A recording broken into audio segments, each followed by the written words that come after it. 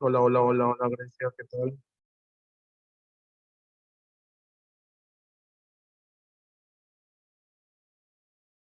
Olis, Olis. Listo, entonces nos quedamos aquí, ¿no? En esta parte. Y vamos a hablar de los filósofos de Mileto, ¿ok? De los filósofos. Buenas tardes con todos. Olitas, olitas. Ahí está, los de la escuela de Mileto. ¿Sí? Listo, muy bien. Y el primero, hemos conversado de él, ¿no? Hace una hora hemos conversado de él, Tales de Mileto. Correcto, Tales de Mileto, que es considerado el primer filósofo de la historia, porque de una u otra manera es el primero en hacer uso de la observación de una manera distinta, ¿no? De una manera distinta. Y esa observación lo lleva a él, ¿ok? A establecer de que el arge, ¿ok? Es que Tracy no es científico, no existe la ciencia en esa época, pero empieza a utilizar la observación de manera distinta como nunca antes se había utilizado. Es un acercamiento, si podremos decirlo de alguna manera, es un acercamiento, pero no necesariamente un científico. ¿Ok? ¿Dónde vive Tales? En Mileto. ¿Qué cosa es Mileto? Es una isla. ¿Qué hay es un puerto? ¿Dónde queda ese puerto? En Mileto, que es una isla. ¿Correcto? Listo, muy bien. Si es una isla, ¿está rodeado de qué? De agua. ¿Cierto? Está rodeado de agua. Entonces, probablemente ese sea uno de los factores, uno, no necesariamente el único, ¿ok? El uno de los factores que lo lleva a él a pensar de que el origen de todo se encuentra en el agua. ¿Por qué? Porque tanto la parte económica como el hecho de que los organismos vivos necesitan de agua, lo llevó a él a pensar de que el agua es el origen de todos. Pero aquí hay que decir algo interesante. No, él nunca dijo agua. La gente de manera muy general dice, ah, tal es agua. No, en realidad él se refería al estado de humedad, el estado de humedad. Y ese estado de humedad está en todos los elementos, en todas las cosas, en el hombre, en los animales, en las plantas, en todo cuanto existe, según él, ok, está rodeado de agua. Probablemente, chicos, probablemente esta secuencia, este es el ciclo del agua. El agua es importante para la vida. Un ser sin agua no vive. Probablemente ese haya sido el razonamiento que haya llevado a Tales a plantear de que el agua o el estado de humedad es el origen de todo. Es la primera explicación basada en la observación y la razón, recurriendo a un elemento de la naturaleza. O sea, para explicar el universo, el origen de todo, él no recurre a dioses, él recurre a un elemento de la naturaleza que mucha gente dice agua, pero que en realidad es estado de humedad, estado de humedad, húmedo, lo húmedo, lo que esté húmedo, mojado, húmedo, ahí radica todo, ahí radica todo, para él, pues, obviamente. Para Anaximandro, que es discípulo de Tales, ¿okay? Anaximandro va a discrepar de Tales. Anaximandro va a discrepar de Tales, va a discrepar totalmente, haciendo su discípulo, haciendo su discípulo. Y el hecho es que Anaximandro probablemente se haya hecho una pregunta, ¿no? Se haya hecho una pregunta. ¿Cómo es que el fuego tenga un origen húmedo? Si al contrario, ¿no? El fuego no humedece las cosas, seca las cosas, el fuego seca. Bajo la lógica de Tales, hasta el fuego tendría su origen en este estado de humedad, ¿ok? En este estado de humedad. Pero Anaximandro se pregunta, ¿no? Oye, chévere tu respuesta, pero ¿y cómo explicas el fuego? El fuego no humedece. O sea, no puede ser que el fuego surja de algo húmedo, porque el fuego seca las cosas, no las humedece. Entonces, eso lo lleva a Anaximandro a plantear lo siguiente, a plantear que el arge o el arge se encuentra, ¿ok? El arge o el arge no se encuentra en el estado de humedad, no en un elemento, escúchame bien lo que voy a decir, ¿eh?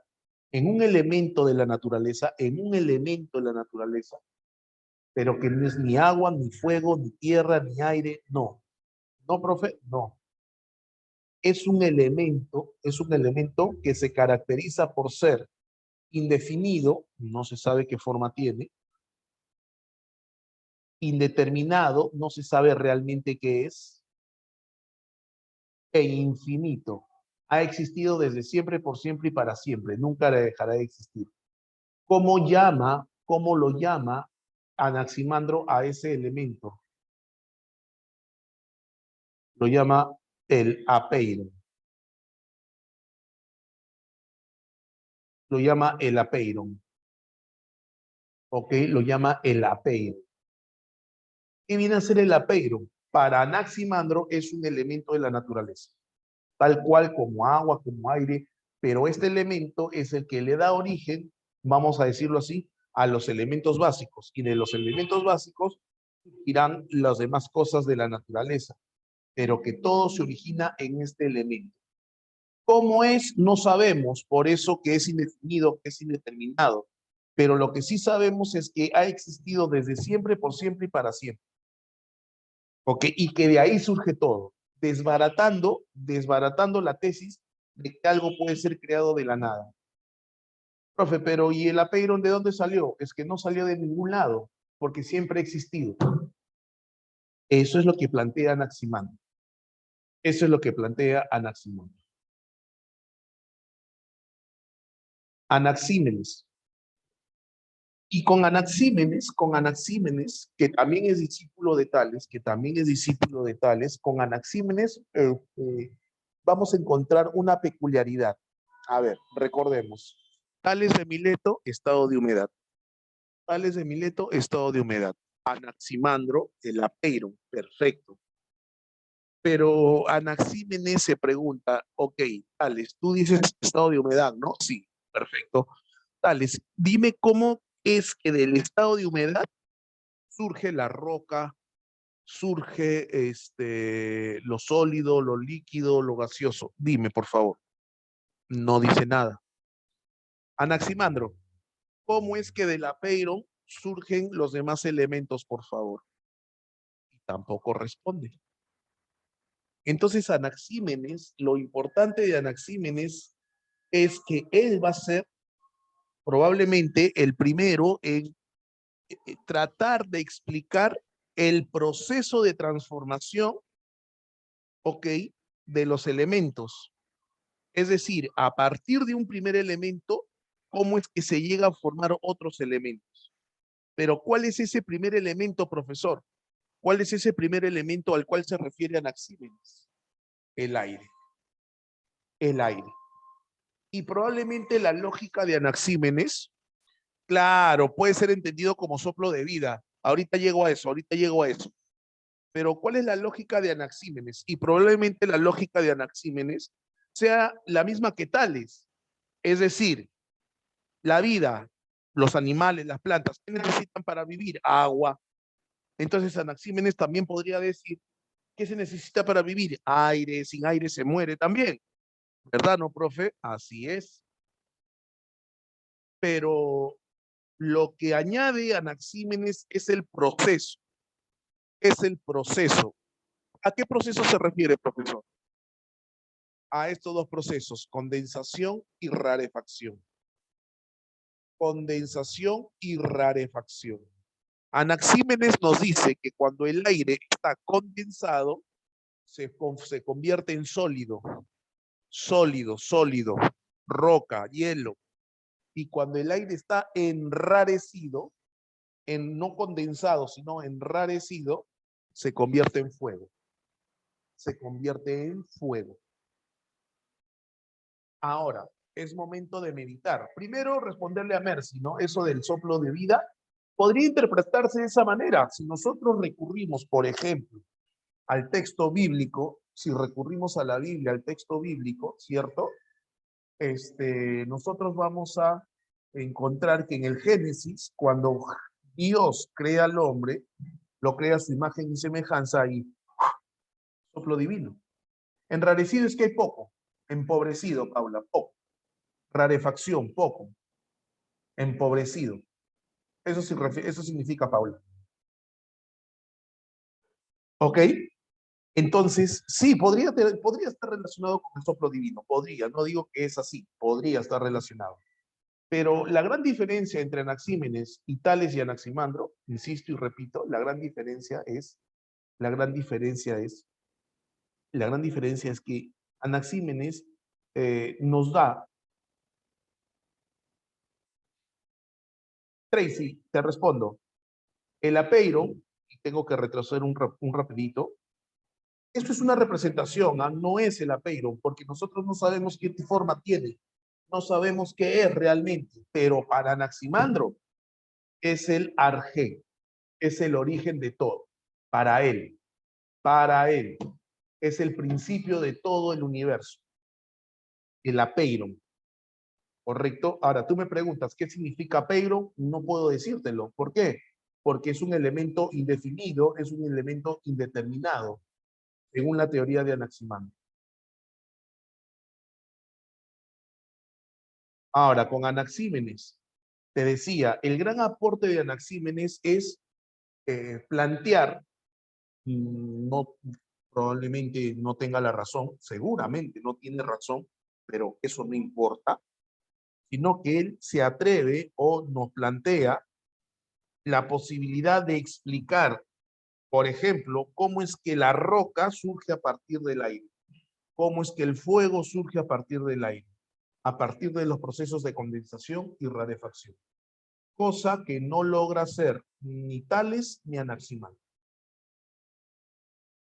Pregunta, ¿se entiende hasta acá?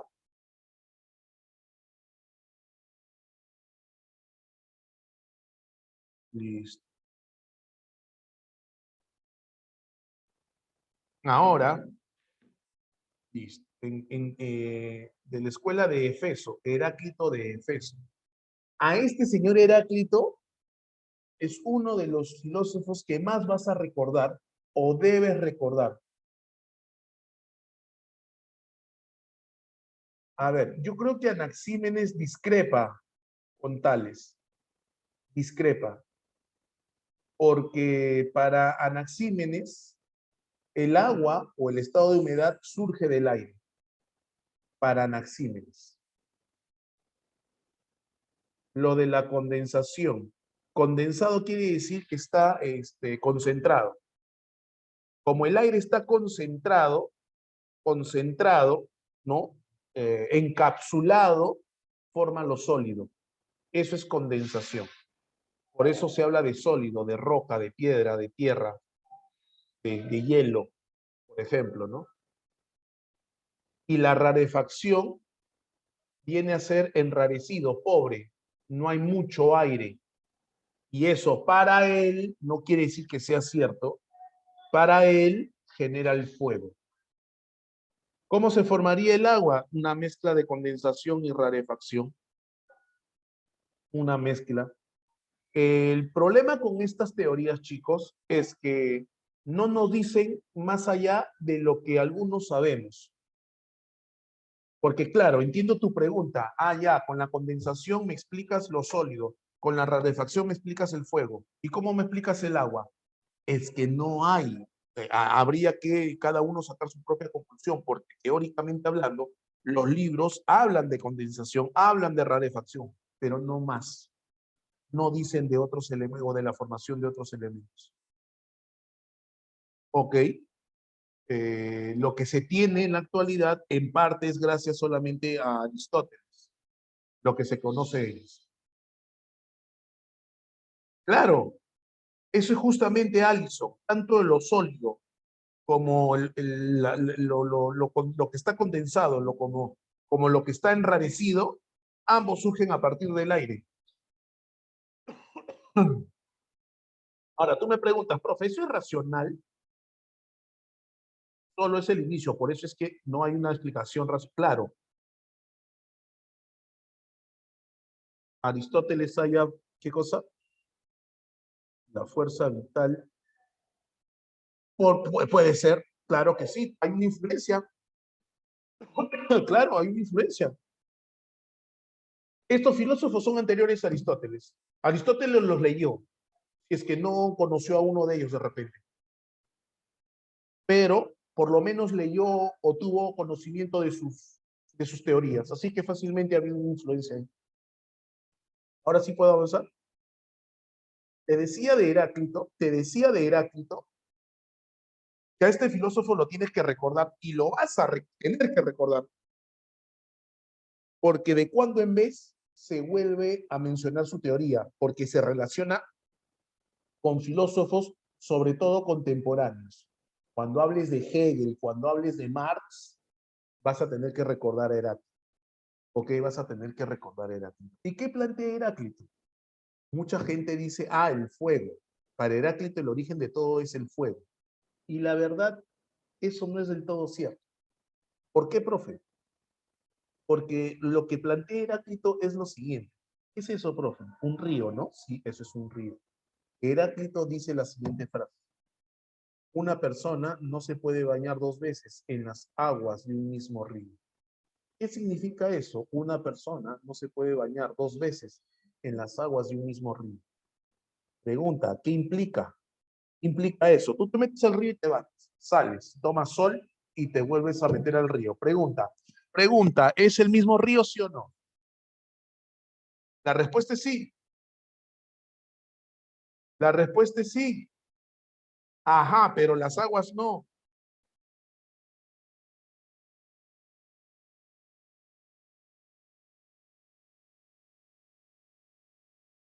Pero las aguas no. Las aguas están constantemente fluyendo. ¿Ok? Las aguas siguen constantemente fluyendo. Con eso él nos quiere decir que la realidad está constantemente cambiando. Constantemente cambiando, ¿correcto? La realidad está constantemente cambiando. Constantemente cambiando.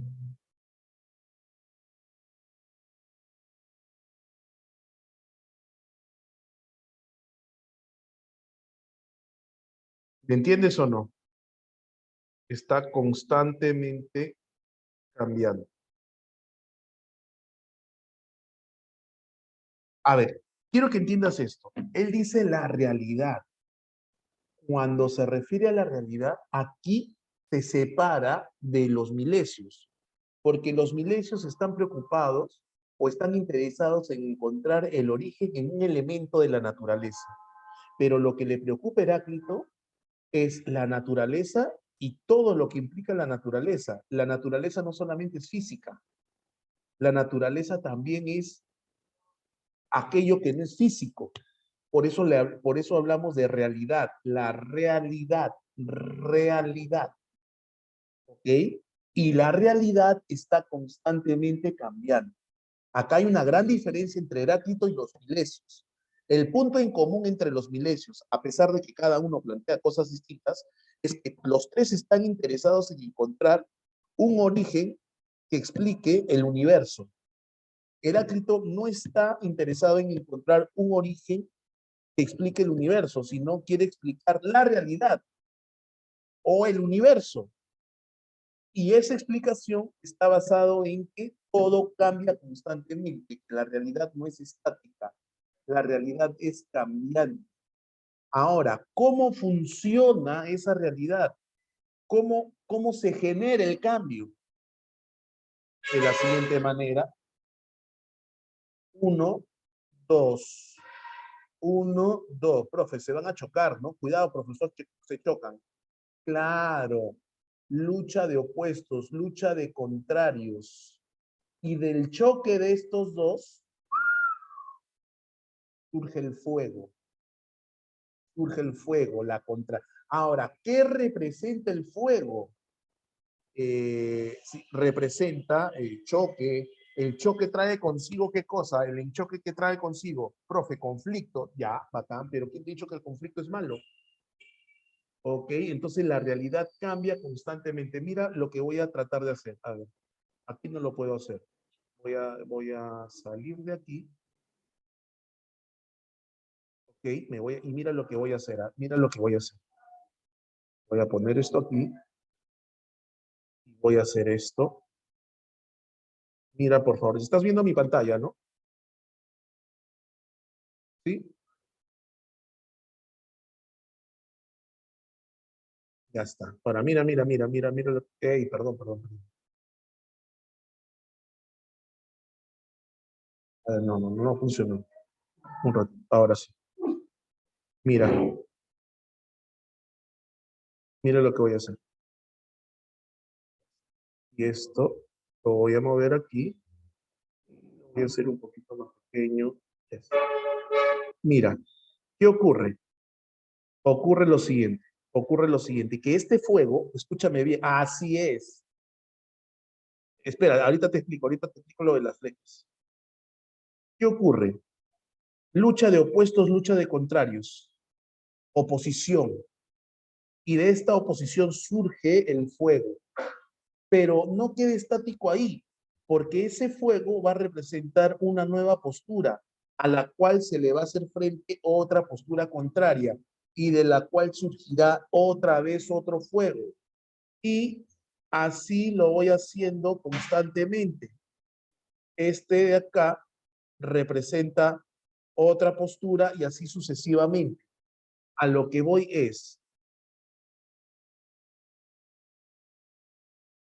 lo que te quiero decir es lo siguiente, que la realidad para Heráclito es esta.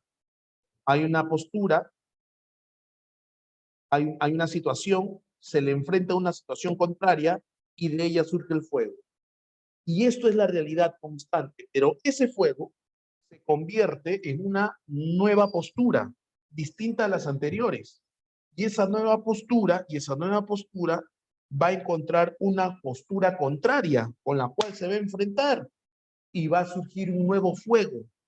Entonces, no es que Heráclito diga que el origen de todo está en el fuego, porque eso no es cierto. No se refiere al elemento fuego, fuego, tal como tú y yo lo conocemos, sino que con el fuego él representa y dice lo siguiente, que el fuego es el resultado de la lucha de opuestos de contrarios. Y ese fuego es el que representa lo que representa el cambio, lo que representa el cambio constante. Así, por ejemplo, mira, y esto lo vas a ver tú más adelante, así se va a representar más adelante. Mira, opuestos. El origen, es que lo que pasa, Paula, es que a él no le interesa como a los milesios encontrar el origen. No, no le interesa. El arjé para él no le interesa. Lo que él le interesa es explicar el universo, el cosmos, la realidad, comprender la realidad. Excelente, Trace. Comprenderla, más que encontrar un elemento, cómo es que funciona la realidad. ¿Ok? Y este esquema probablemente lo utilice yo más adelante. Mira, se están, oh, profe, guarda, profe, se están enfrentando, profe, ¿qué pasó? ¿Qué fue, profe? Ahí está, mira, opuestos, opuestos. La realidad es así. École, como en bucle, Tracy, como en bucle, pero no cíclico. Bucle, me imagino que entiendes por bucle. Tracy, ¿podrías escribir eso para todos, por favor? Porque lo que has colocado es correcto. Bucle es ascendente, ¿no? Como un espiral que va, continuamente se va dando. Entonces, mira, se enfrentan y de ahí que surge, profe, tiene que ser lucha, guerra, es que no necesariamente es enfrentamiento. Por ejemplo, yo te digo una cosa, pero tú no estás de acuerdo conmigo, entonces tú y yo estamos discutiendo. Y de lo que discutamos va a salir qué cosa? Un acuerdo seguramente. Pero si te das cuenta, si te pones a analizar la realidad, así funciona. De la contradicción, del enfrentamiento, entonces surgen nuevas posturas. Para Heráclito, así funciona el universo, a partir de contradicciones. A partir de contradicciones. Eso va a ser tomado en cuenta más adelante por los filósofos Hegel, por los filósofos Marx, ¿no? Y ellos van a explicar lo que es la dialéctica. Claro, Paula, obviamente, ¿de dónde crees tú que sale la dialéctica de Hegel? De Heráclito. ¿De dónde crees tú que sale la dialéctica de Hegel? De Heráclito, lo toma como referencia.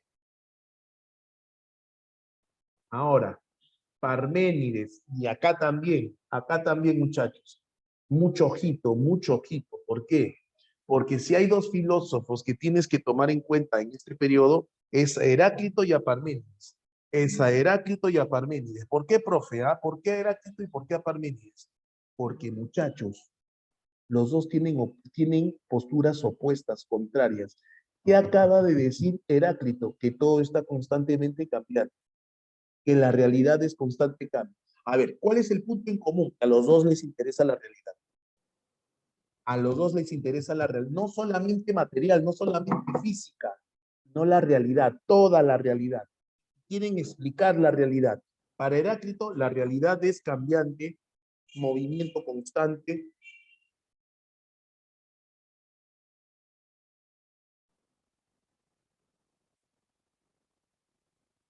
¿Ok?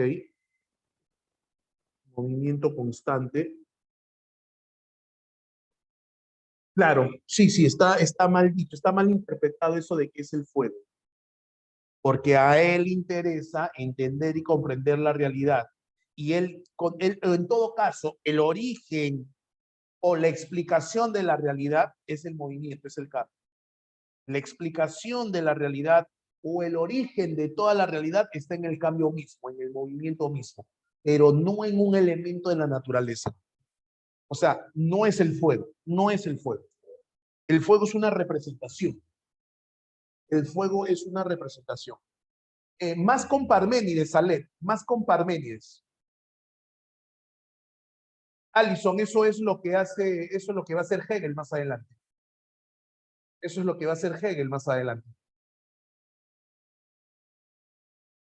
¿Qué fue?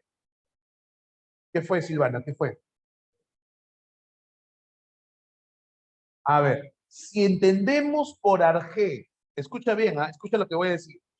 Si entendemos por arjé el origen, pero no en un elemento de la naturaleza, el arjé para Heráclito es la contradicción, la lucha de opuestos, la lucha de contrarios, el cambio. Ese vendría a ser el arjé para Heráclito.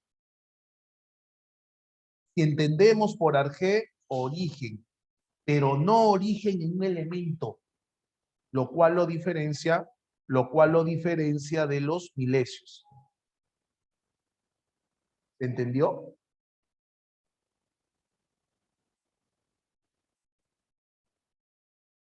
Para Heráclito, el origen no se encuentra en un elemento.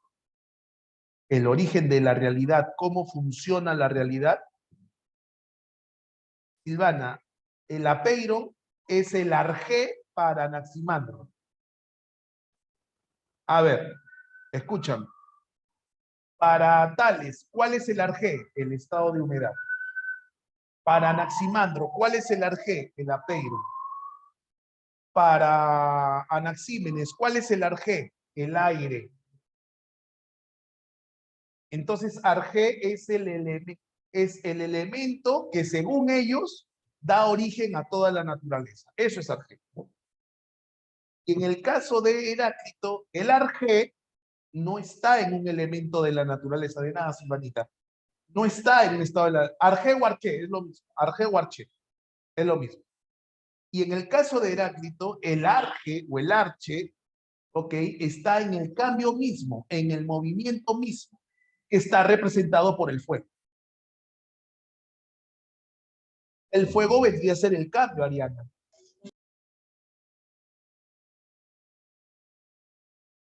Es que todavía no llegó Parménides.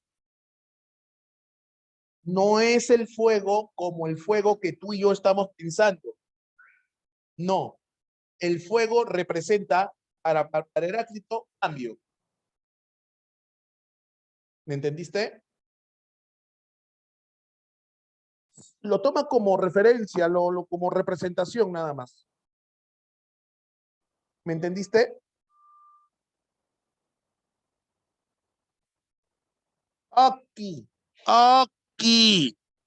Ahora recién vamos a hablar de Parménides.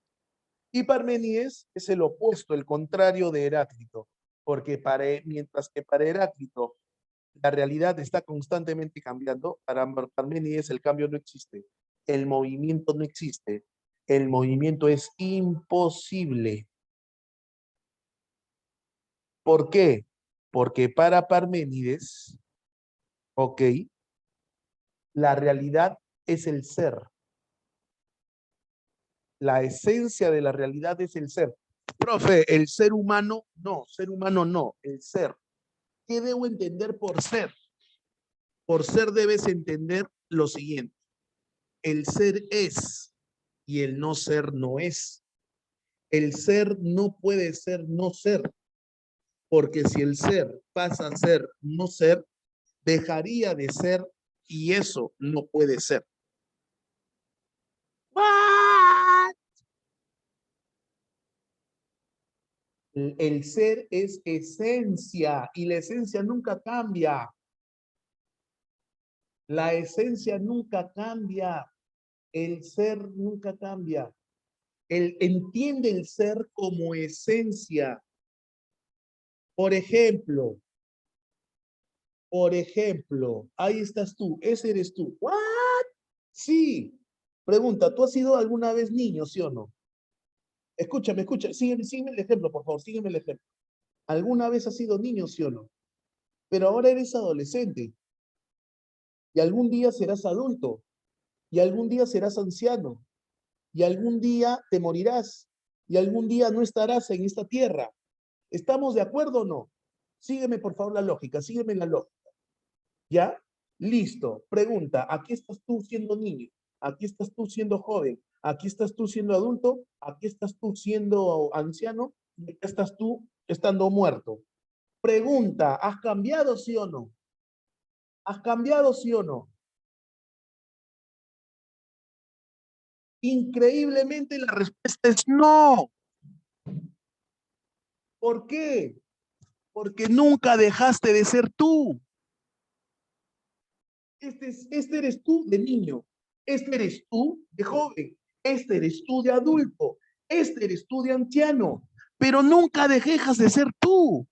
Entonces, tu esencia nunca cambió. Por tanto, porta, y estando muerta sigue siendo tú. Por lo tanto, no existe el cambio, no existe el movimiento. Así es. Profe, entonces Heráclito, Parménides dice Heráclito, no sé qué estará fumando, pero es de la mala.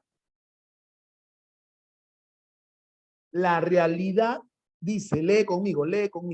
La realidad que es el ser, si le entendemos adecuadamente, haciendo uso de la razón, no de lo que observas, porque Heráclito, para que postule lo que postula, seguramente se dejó de llevar de lo que ve. Todo cambia, yo veo que los sucesos cambian, la historia cambia, veo que todo cambia, veo. Pero Heráclito dice un ratito, no te dejes llevar por lo que ves. Piensa. Es lo que has hecho tú ahorita conmigo. Es lo que has hecho tú ahorita conmigo. Si te pones a razonar, te darás cuenta que eres tú de niño, tú de joven, tú de adulto, tú de anciano. O sea, Parménides no se deja llevar por lo que ve. Parménides utiliza la razón, la lógica. Entonces, la realidad, que es el ser, si la entendemos adecuadamente, nunca cambia. Parece que cambia, pero en realidad nunca cambia.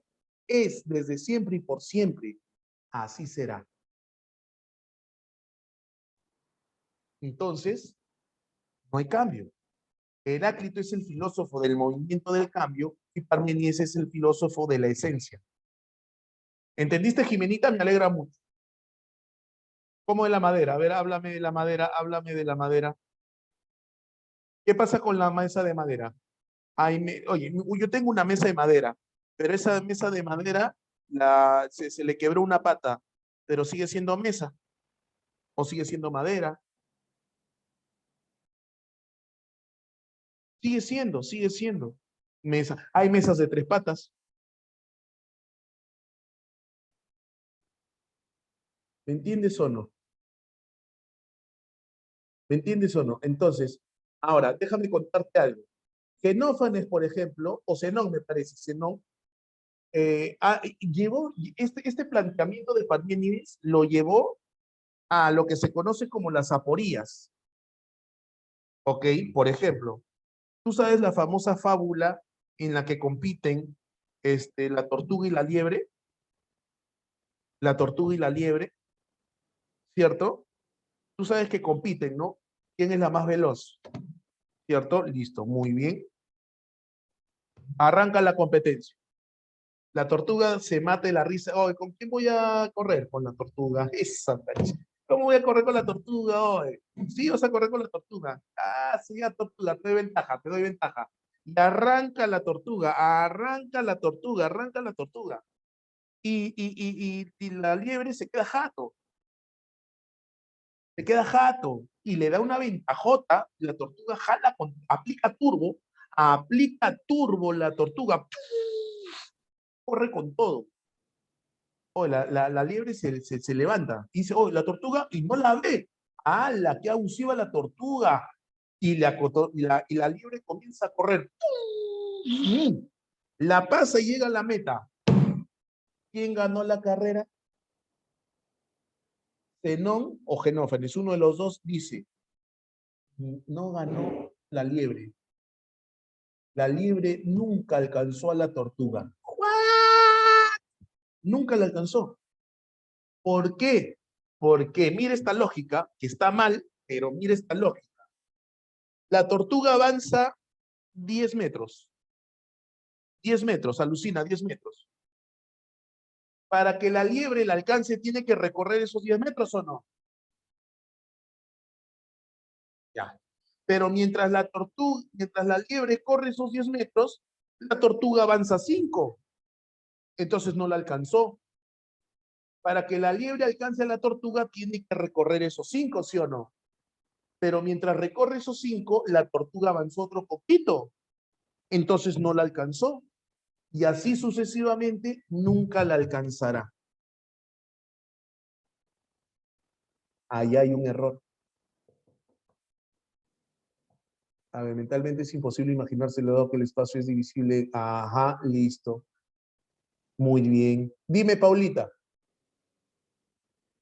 el no ser es eso. El no ser es nada. El ser es, el no ser es nada.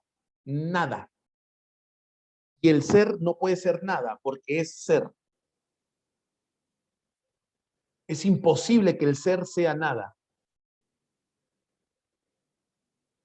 Pero en todo caso no existiría, pues. No, Parménides no. Heráclito la lucha de contrarios. Ajá, para Parménides el ser es la esencia. Heráclito es lucha de contrarios, o sea, no te confundas, no te confundas. Insisto, amiga, insisto, Paulita, el arge en términos de elementos no existe para Parménides ni para Heráclito. El arge como esencia o principio de todo, para Heráclito es el cambio que está reflejado por el fuego y para Parménides es el ser que no representa cambio, que es esencia misma de todos.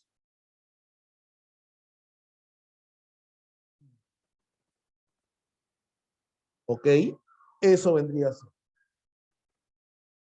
No, no necesariamente inerte. Puede ser inerte, pero lo que pasa es que no tienes que pensar en ser vivo o en ser muerto. No, no. Simplemente como la esencia de todo. ¿Quién es Teresa, Jimena? ¿Quién es Teresa?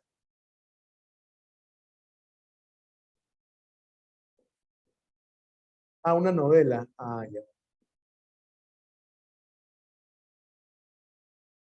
Es que una cosita, mira. Ah, no, este será. Este será. Chicos, ¿acaso no te das cuenta que todo cambia, profe? He crecido, he cambiado. Pero si te das cuenta, en el fondo, eres tú, siempre tú.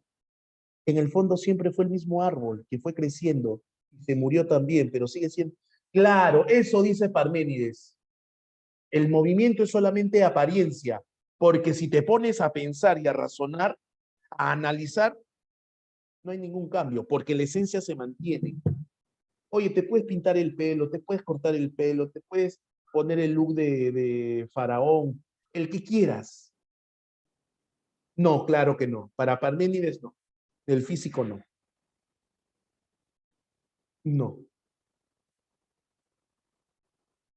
¿Me entiendes o no? Puedes cambiarlo como quieras cambiar, pero se mantiene la esencia en las cosas. Ahora viene característica del ser. Ese ser es ingénito. ¿Qué significa ingénito? Nadie lo creó. Existe desde siempre. Por eso es infinito. Pero nadie lo ha creado. Ha existido de... Lo que pasa, chicos, es que a nuestro cerebro se le hace imposible pensar en algo que haya existido desde siempre. Pero a su vez no debe ser imposible. Porque si tú eres creyente, Tracy, si tú eres creyente, es decir, si tú eres cristiana, católica, de cualquier religión, dime, Dios, ¿quién lo creó?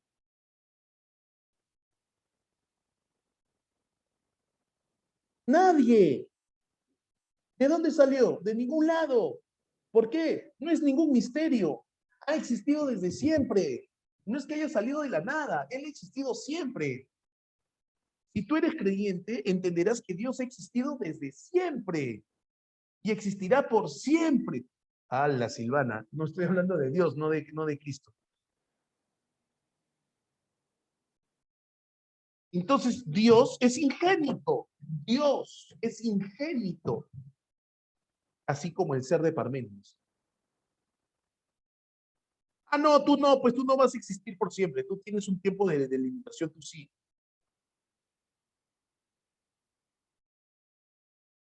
Correcto, saludos para la tía. ¿Cómo está? Buenas tardes. Ok. Entonces, para Parménides, ok, este ser es ingénito. Nadie lo ha creado. Pero todo surge a partir de él. Él es todo. Es imperecedero, nunca acaba, no se puede dividir, existe para siempre y no cambia. No hay movimiento. Es esencia en sí.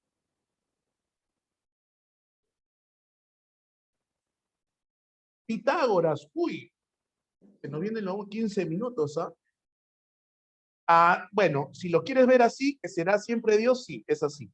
Pero recuerda, por favor, que Parménides no menciona la palabra Dios. Es que si eres infinito, porque estamos hablando de tu esencia, no de tu cuerpo. Estamos hablando de esencia, no de tu cuerpo. Me reservo esa respuesta, Ingrid. Me reservo esa respuesta. ¿Ok? Listo. Y antes de nacer, ¿quién, Paulita? ¿Quién? Claro, tu esencia estaba por ahí, estaba por ahí. ¿Me estás diciendo pecador, Anderson?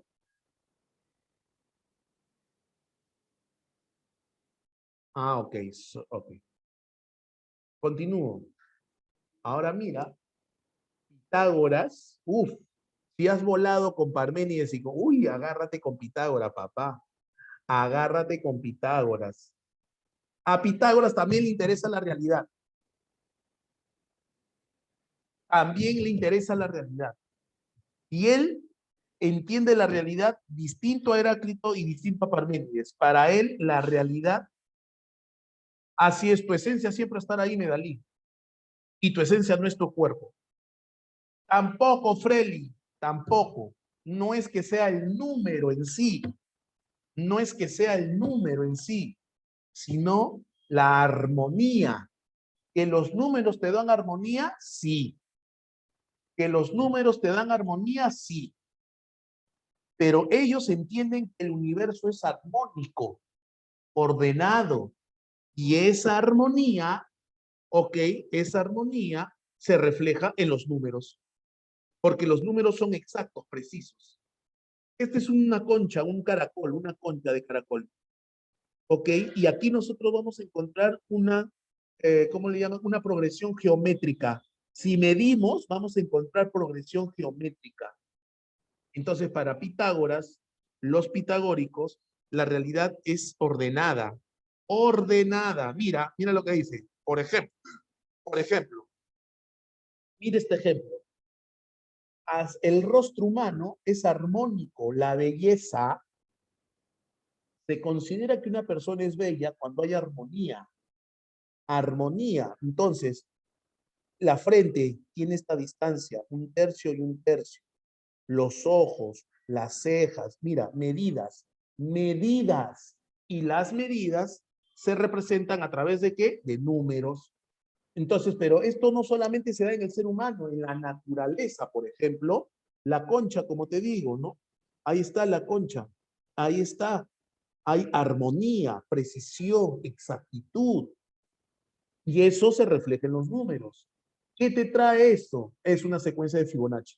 Orden, el universo es ordenado. Armonía, belleza, belleza.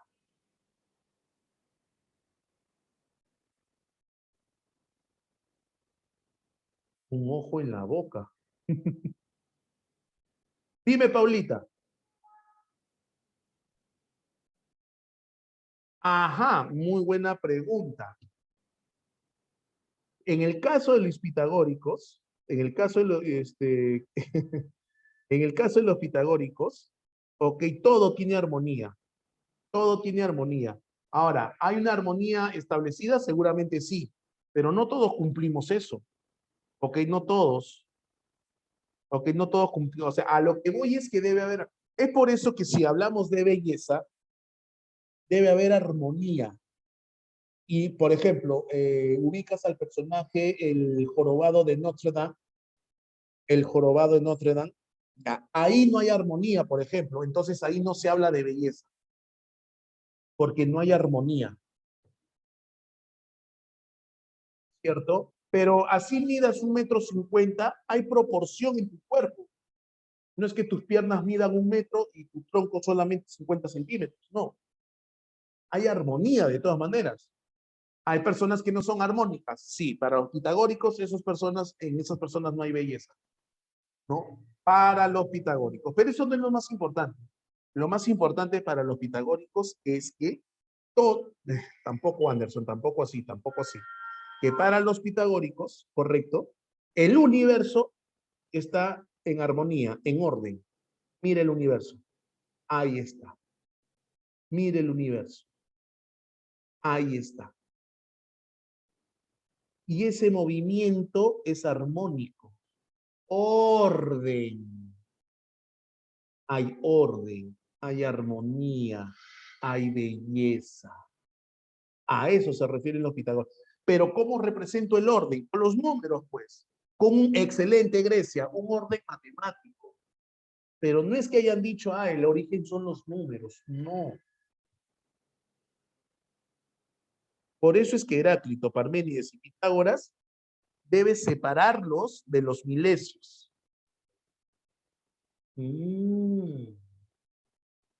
¿Qué más dicen los pitagóricos? Los pitagóricos dicen lo siguiente. Sí, ahí voy, Freddy. Ahí llego, Freddy. Tienes toda la razón. ¿Qué dicen los pitagóricos? Ah, ¿qué es eso, profesor?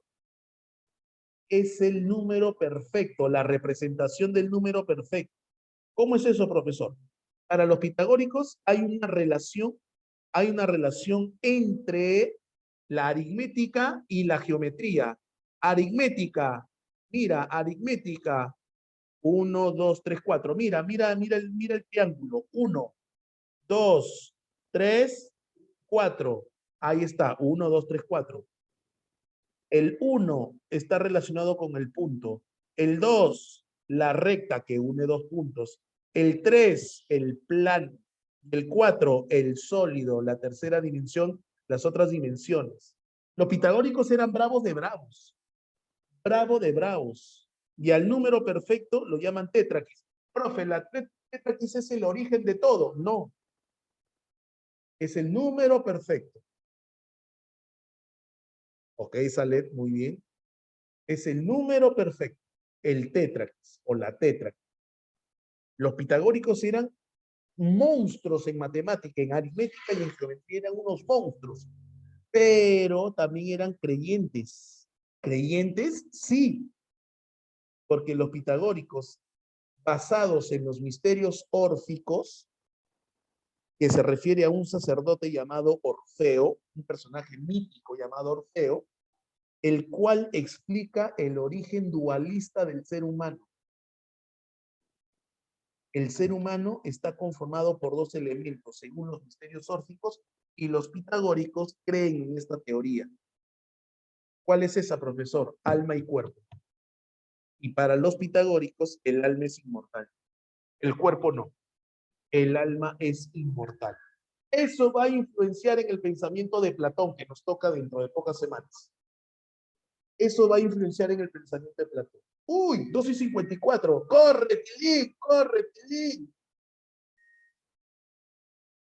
Escuela atomista, Anaxágoras y Empédocles. Corre, Tilín. Empédocles. 4 elementos. Para el pluralista, 4 elementos, aire, agua, fuego y tierra, que se juntan por una energía que él lo llama amor. Cuando está la energía llamada amor, no es el amor que tú sientes por ella, que no te hace caso, no, sino que el amor es una energía que une los elementos. Pero cuando se va el amor y aparece el odio, chao elementos, no hay nada, desaparece todo. Eso dice Empédocles. El amor une y el odio separa. Corre, Tilín, Anaxágoras. Mira, distintas fichas, distintas fichas. Este señor lo llama semillas, también llamadas homeomerías. Estas semillas u homeomerías son como ladrillitos que van a formar la realidad, pero ellas no se pueden formar a sí mismas. Por eso aparece el nous, que es una inteligencia superior que las ordena, las arma. ¿Y qué lo forman? Por ejemplo, hay un cuerpo humano, ahí está. Es como si fuera un rompecabezas y lo arma.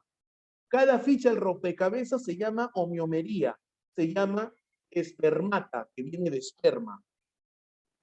Oh, Retilín, Demócrito. ¿Y qué dice Demócrito? Átomos.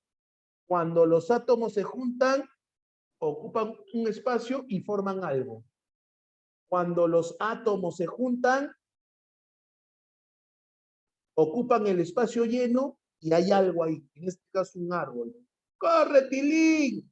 Pero ¿qué pasa cuando los átomos se separan? Nada, espacio vacío. Espacio lleno, espacio vacío. Colorín colorado, el tiempo se nos ha acabado. Justo para el quiz.